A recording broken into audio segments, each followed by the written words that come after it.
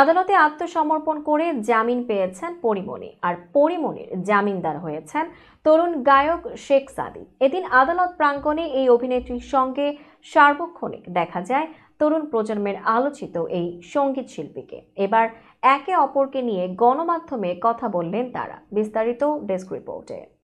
শেখ সাদী বলেন, পরীমনি আমার সহকর্মী, তার বিরুদ্ধে গ্রেপ্তারি পরোয়ানা জারির খবর শুনে দুশ্চিন্তায় পড়ে যায়। তখন পরীমনির সঙ্গে আমার কথা হয়, আমাকে তিনি জানিয়েছিলেন আদালতে আত্মসমর্পণ করবেন তিনি।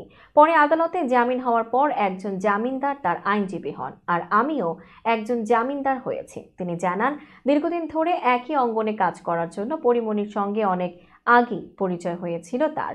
তখন থেকেই পেশাগত বিষয় নিয়ে নিয়মিতই দুজনের কথাবার্তা হয়। আবার গায়ক হিসেবে শেখ সাদীর কয়েকটি জনপ্রিয় গান রয়েছে, যা ভিডিও শেয়ারিং প্ল্যাটফর্ম ইউটিউবে কোটি ভিউ পার করেছে।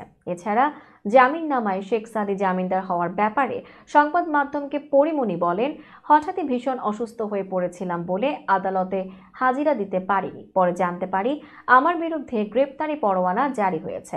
এটি সংবাদ মাধ্যমে প্রকাশ হওয়ার পর আমার শুভাকাঙ্ক্ষী ও শুভানুধ্যায়ীরা যোগাযোগ করেন আমার সঙ্গে।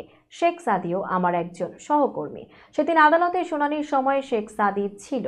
জামিন মঞ্জুর হওয়ার পর আইনজীবী জামিনদার হওয়ার পাশাপাশি স্থানীয় একজন জামিনদারের প্রয়োজন হয়। এ সময় সেই জামিনদার হিসেবেই জামিননামায় স্বাক্ষর করেন শেখ সাদী।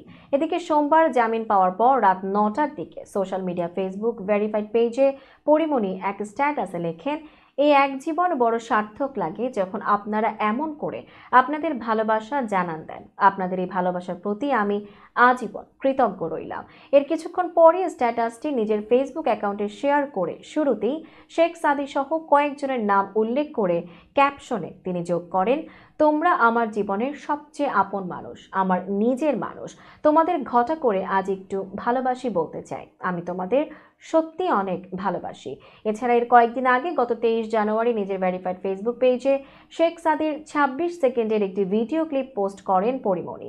সেখানে ক্যাপশনে তিনি লিখেছেন, তুমি আমার দেখা সবচেয়ে প্রতিভাবান ব্যক্তি।